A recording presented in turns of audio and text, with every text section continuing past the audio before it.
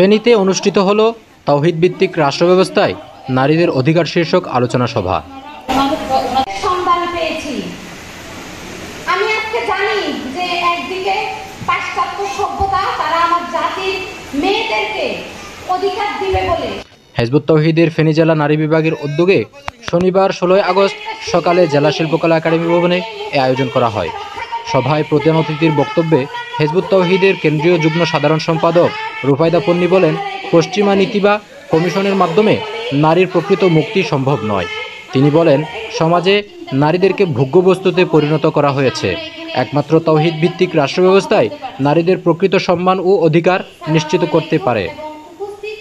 রুফায়দা পন্নী আরও বলেন, ইসলামের যুগে নারীরা নামাজ, খুতবা ও সামাজিক দায়িত্ব পালন করতেন।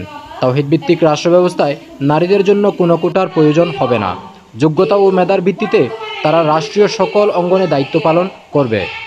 সভায় বিশেষ অতিথি হিসাবে বক্তব্য রাখেন হিজবুত তাওহীদ কেন্দ্রীয় কমিটির যুগ্ম সাধারণ সম্পাদক মাহবুবুর আলম, চট্টগ্রাম বিভাগীয় নারী বিষয়ক সম্পাদক জুবেদা আক্তার বেবি, শিক্ষা ও প্রশিক্ষণ বিভাগের কেন্দ্রীয় উপসম্পাদক রাকিব আল হাসান সহ অন্যান্যরা।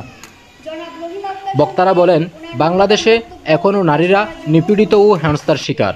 তাই নারীর প্রকৃত অধিকার ফিরিয়ে আনার একমাত্র উপায় হলো আল্লাহর প্রকৃত ইসলামের প্রতিষ্ঠা। কোরআনকে ঠিক সেইভাবে বিশ্বাস করে আল্লাহর বাণী হিসেবে যেভাবে তারা ইব্রাহিম আলাইহিস সালামকে বিশ্বাস করত। এই সফলতা আমার ফেনী জেলার বাইরে সাংবাদিক বাইরে কিভাবে ওনারা নিউজটা কভার দেওয়ার কারণে ওদের দৃষ্টিতে পড়ছে। তো আমি একবারে চিরকৃতজ্ঞ এবং চিরঋণী ফেনীবাসীর কাছে। আমরা যাচ্ছি, আমরা বিশ্বাস করি ইনশাআল্লাহ আল্লাহর দেওয়া জীবন ব্যবস্থা যার মূল ভিত্তি কোরআন, সেই কোরআনকে মূল ভিত্তি রেখে এই গ্রন্থ আমাদের ইমাম জনাব হোসেন মোহাম্মদ সেলিম তিনি উপস্থাপনা করেছেন এবং তিনি বর্তমানে সংস্কার কমিশনের কাছে এই প্রস্তাবনা পেশ করেছেন। আমাদের নারীরা যারা এই মহান আদর্শকে প্রতিষ্ঠা করার জন্য, এই সত্যের জ্ঞান সমস্ত নারীদের কাছে পৌঁছে দেওয়ার জন্য, এই বার্তাকে নিয়ে পৌঁছানোর জন্য বিভিন্নভাবে মাঠে ময়দানে পত্রিকা বিভিন্ন ওয়েতে যত প্রকারের প্রচার প্রচারণা ওয়ে আছে সমস্ত ওয়েতে নারীরা ভূমিকা রাখতেছে, তারা কাজ করতেছে। সম্মান পেয়েছি।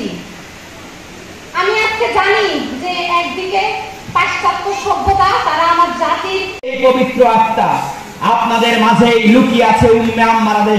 উম্মে আম্মারাদের সেই পবিত্র আত্মা, কিন্তু সেই আত্মাকে আবার জাগিয়ে তুলতে হবে। সেই আত্মাকে আবার জাগিয়ে তুলতে হবে। আবার সহ্য হচ্ছে না।